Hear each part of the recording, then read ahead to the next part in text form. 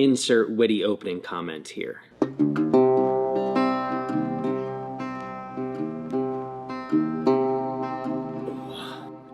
I think we're going to do things slightly differently today. I think this week we're going to do kind of not a slice of life, a little bit more of a vlog style. So basically, here's what I have in mind. I have a whole mess of crap to get done today. I need to final sand all of these surfaces. I need to pre-finish some of the interior surfaces, and I need to glue this carcass up. I'm pressed for time. I need to get things done. And so I figured instead of developing a lesson or an argument to make this week, it could be kind of a this is what I do in a day as a professional woodworker style video. And I figured, number one, y'all want to see these things because you're here to learn what it's like to be a woodworker and to advance your skill set. I hope. Otherwise, you're just here listening to me ramble to the internet for 15 minutes a week. I don't really know where this is going to go, and this glue up is quite complicated, so I'm not even 100% sure how the glue up is going to proceed. So, that being said, here's the deal. I got some old brown glue to glue this up because this glue up is going to be pretty complicated and it's going to be pretty lengthy. So I wanted something with a large open time, but I didn't want to use epoxy because I've had negative results gluing up epoxy dovetails in maple in the past. Don't want to go down that road again. So I've got hide glue, which is going to give me a little bit of swelling in that joint, much like a yellow glue, which is actually a benefit in this case. So that's going to come down the road. But first, I'm going to finish sand all of these interior components to 220, and then I'm going to get a little pre-finishing done. So let's get into it.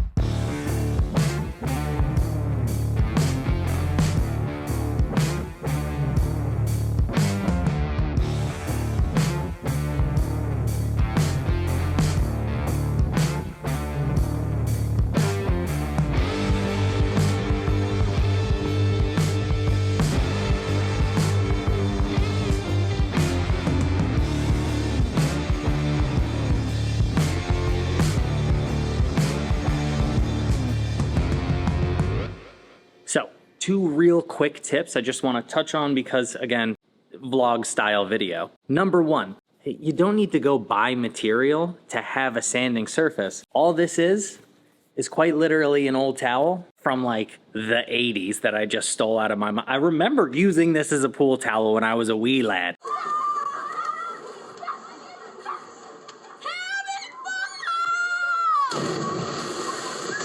Just use whatever you have lying around. Every cabinet shop I've ever worked in does exactly that. You just make things work because the bottom line. Number two, when you're sanding or planing dovetails, you can plane or sand your tailboard all day long. That's not going to affect the fit of the joint, but be careful of your pin board because the more material you take off on the inside of your pin board, the looser that joint is going to get. Without going into a deep explanation right now, that's just because of the way wedges work, so be aware when you're taking care and surface prepping on your pin board, go up to but not over your pins.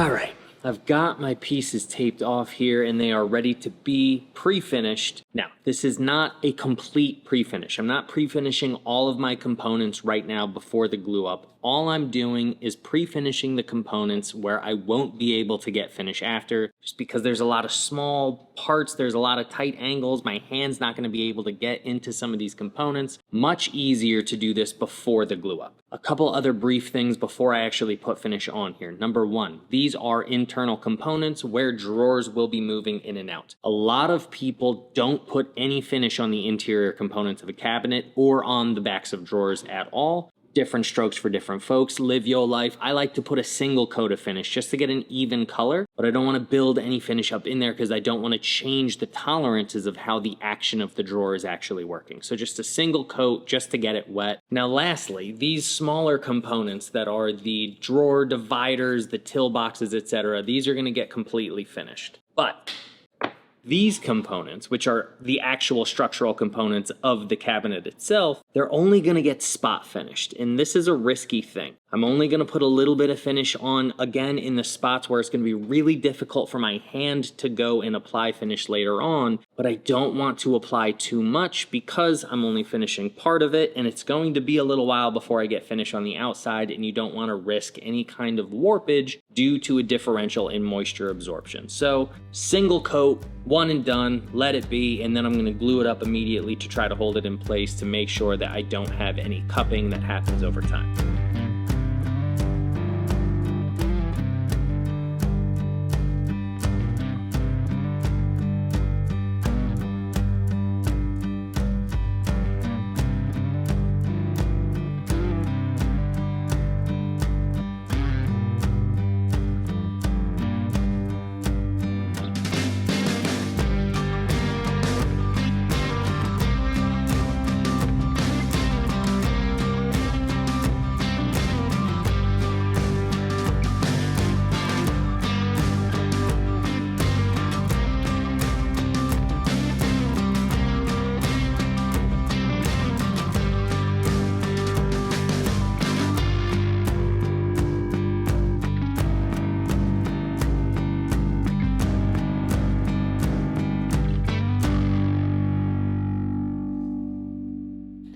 Now, I'm gonna let all of this cure for an hour, hour and a half, go home, get some lunch, maybe another cup of coffee, and then when I come back, time to do a glue up.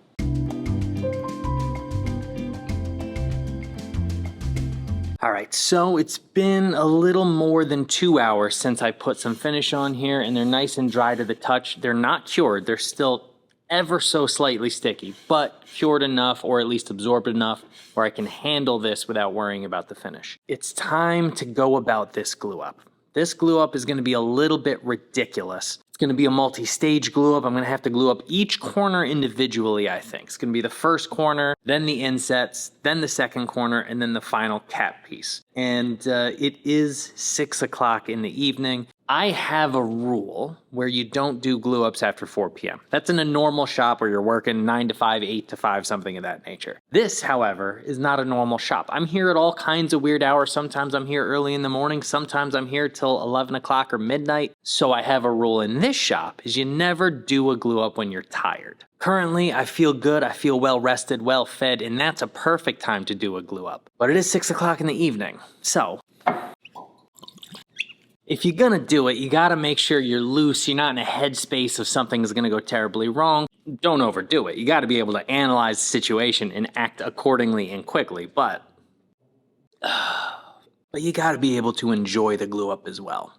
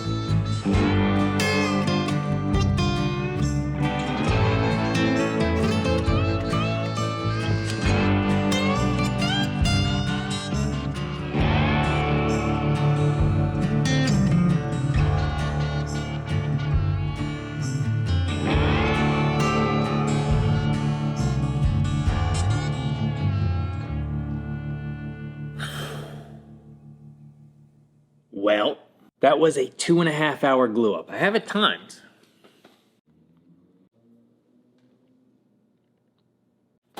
Now, as far as the actual glue up goes, everything looks good, everything feels good. I'm excited to see what this looks like once I get all of these clamps off it, because I really do think that this is going to be a beautiful piece. So there it is, friends. A day in the life. A day that started at 7:30 with some emails and a run to the gym, and then ended at 9:30. Well, no, let's be real. I got some cleanup to do. We're going to call it 10 p.m.